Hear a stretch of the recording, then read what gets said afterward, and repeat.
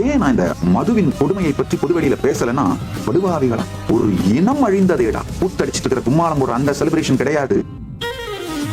திருப்தி அடைஞ்சா வாழ்க்கையில முன்னேற்றம் எல்லாம் போயிடும் கிடையாது. நல்லா புரிஞ்சுக்கோங்க. தருதரம் முடிச்சல் நாகரீக சமூகத்துல செலிப்ரேட் பண்றதுனாலே தண்ணி அடிக்கிறதுன்னு மாறிடுச்சு.